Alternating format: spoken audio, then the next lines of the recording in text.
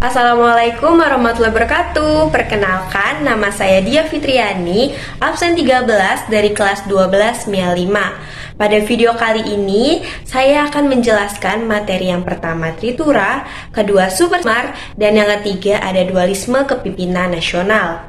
Untuk lebih lanjutnya, mari simak videonya. 10 Januari 1966, pasca Gestapo menimbulkan krisis kepemimpinan. Hal ini berdampak buruk terhadap segala aspek kehidupan masyarakat Indonesia. Ditambah kebijakan mendevaluasikan rupiah dan kenaikan harga bahan bakar minyak, menyulut demonstrasi besar-besaran di kalangan mahasiswa. Mereka mengajukan 3 tuntutan. Yang pertama adalah bubarkan PKI. Yang kedua adalah perombakan kabinet Dwi Korah. Dan yang ketiga adalah turunkan harga pangan. Tuntutan inilah yang dikenal dengan Tritura, 3 tuntutan rakyat. Latar belakang Tritura. Peristiwa Tritura berawal dari kejadian G30 SPKI, di mana terjadi demonstrasi besar menuntut pembubaran Partai Komunis Indonesia atau PKI. Namun, pemerintah tidak segera mengambil sikap secara serius. Selain itu, keadaan Indonesia di bidang ekonomi dan politik semakin kacau dan tidak kondusif. Pada tanggal 12 Januari 1966, Kesatuan Aksi Mahasiswa Indonesia (KAMI) dan Kesatuan Aksi Pemuda Pelajar Indonesia (KAPI) yang tergabung dalam Kesatuan Aksi dalam Front Pancasila mendatangi gedung DPR GR yang bertujuan untuk menuntut Tritura. Kedua kesatuan inilah yang melopori gerakan tersebut. Kesatuan Aksi tahun 1966 terjadi demonstrasi besar-besaran untuk menuntut Tritura. Di bawah ini adalah tokoh-tokoh pelopor yang tergabung dalam Kesatuan Aksi, yaitu yang pertama ada KAMI, Kesatuan Aksi Mahasiswa Indonesia, ada KAPI, Kesatuan Aksi Pemuda Pelajar Indonesia, lalu ada KAPI, Kesatuan Aksi Pelajar Indonesia, lalu ada KASI, Kesatuan Aksi Sarjana Indonesia, lalu ada KAGI, Kesatuan Aksi Guru Indonesia, lalu ada KABI, Kesatuan Aksi Buruh Indonesia, dan ada Kesatuan Aksi Wanita Indonesia. Surat Perintah 11 Maret memiliki sejarah yang cukup panjang. Supersemar dikeluarkan pada tanggal 11 Maret 1966. Supersemar ada karena dikeluarkan oleh Presiden Soekarno ketika melaksanakan sidang pelantikan Kabinet Dwi Korah. Masyarakat juga mengenal pelantikan Kabinet Dwi Korah sebagai Kabinet 1000 Menteri. Pada tanggal 11 Maret 1966, di Istana Merdeka sedang ada unjuk rasa Tritura oleh mahasiswa. 3 tuntutan rakyat diajukan pada demo tersebut. Ketika sidang Kabinet Dwi Korah dimulai, Sang Panglima Pasukan Pengawal Presiden Brigadir Jenderal Sabur memberikan laporan penting. Tugas pasukan yang diketahui sebagai pasukan Kostra tersebut adalah untuk menahan orang-orang di kabinet. Alasannya, kabinet diduga terlibat dalam G30 SPKI. Berangkatlah Soekarno bersama Subandrio dan Charles Saleh ke Bogor yang kemudian disusul oleh Dr. J. Leimena. Situasi yang tidak kondusif tersebut kemudian sampai pada Mejen Soeharto. Mejen Soeharto tidak datang pada sidang Kabinet Dwi Korah karena dikabarkan beliau sedang sakit. Namun, ada yang beranggapan bahwa ketidakhadiran beliau sebagai kejanggalan seolah-olah menunggu situasi. Mejen Soeharto mengirim 3 pasukan tinggi Angkatan Darat ke Bogor dengan tujuan menemui Soekarno.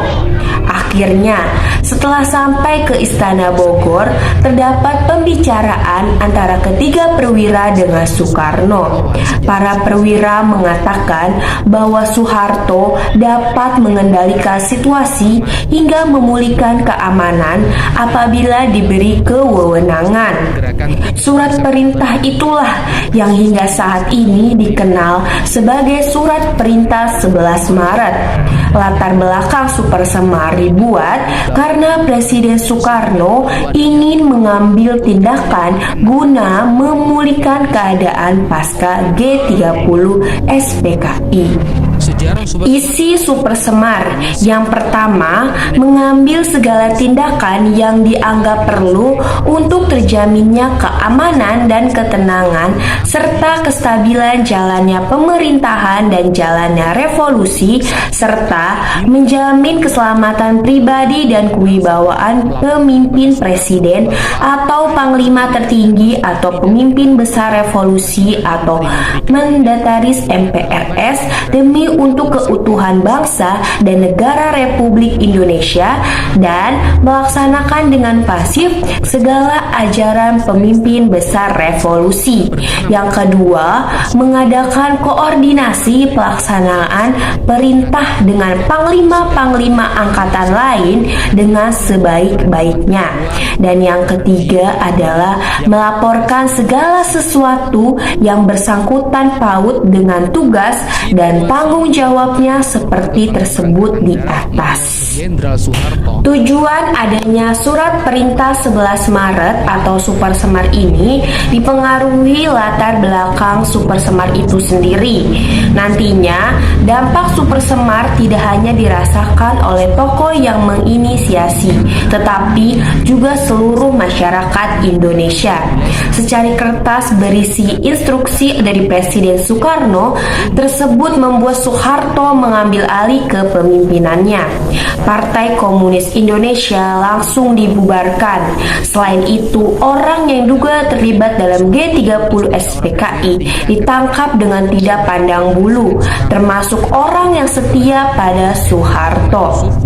Tokoh yang terlibat dalam Super Semar yang pertama ada Presiden Soekarno. Beliau yang menandatangani surat yang berisi mandat pada Soeharto untuk mengambil alih kekuasaan. Tanpa surat tersebut, Soeharto tidak bisa melakukan hal-hal di luar profesinya sebagai Panglima Angkatan Darat. Yang kedua ada Soeharto. Setelah Soeharto menerima mandat, langkah yang beliau lakukan adalah membubarkan PKI tanggal 12 Maret 1966. Akibatnya PKI langsung dinyatakan sebagai organisasi terlarang di Indonesia. Langkah selanjutnya yang dilakukan Soeharto adalah menangkap 15 menteri loyalis Presiden Soekarno. Penangkapan tersebut dilakukan pada tanggal 18 Maret 1966. Pada tanggal 20 Maret 1966 dilakukan pembatasan dan kontrol terhadap pers. Apabila ada berita mengenai politik, wajib mendapat izin dari Dinas Penerangan Angkatan Darat. Yang ketiga ada profesi Brigjen Amir Mahmud adalah sebagai Panglima Kodam Jaya Jakarta. Beliau diminta hadir pada rapat 11 Maret 1966. Brigjen Ahmad Mahmud mengenai Presiden ketika melakukan penandatanganan Super Semar. Beliau kaget melihat isi surat yang seolah-olah menyerahkan kekuasaan. Yang keempat ada peranan Brigjen Andi Muhammad Yusuf Amir yang cukup penting.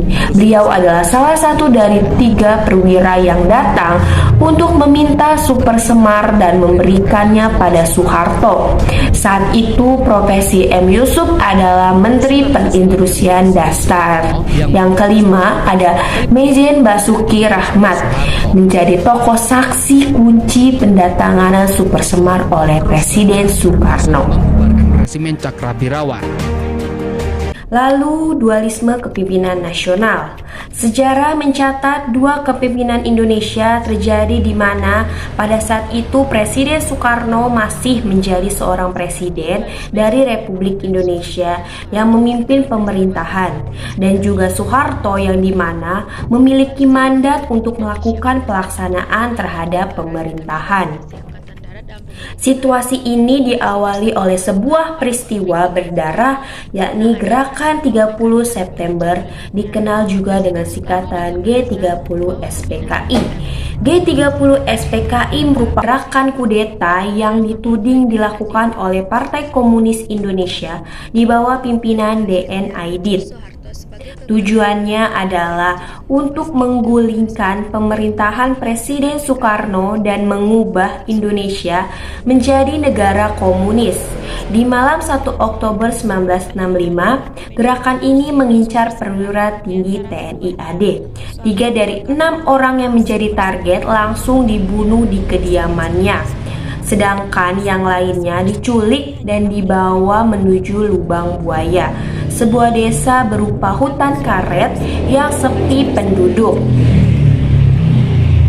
Keenam petinggi TNI Angkatan Darat yang menjadi target peristiwa ini adalah yang pertama ada Letnan Jenderal Amumerta Ahmad Yani, lalu ada Mayor Jenderal Raden Suprapto, lalu ada Mayor Jenderal Mas Tirto Darmo Haryono, lalu ada Mayor Jenderal Siswondo Parman, kemudian ada Brigadir Jenderal Donald Ishak Panjaitan, lalu ada Brigadir Jenderal Sutoyo Siswodiharjo, Panglima TNI AH Nasution yang berhasil meloloskan diri, namun putrinya Ade Irma Nasution tewas tertembak dan ajudannya Letu Pire Adires Tandean diculik dan ditembak di Lubang Buaya.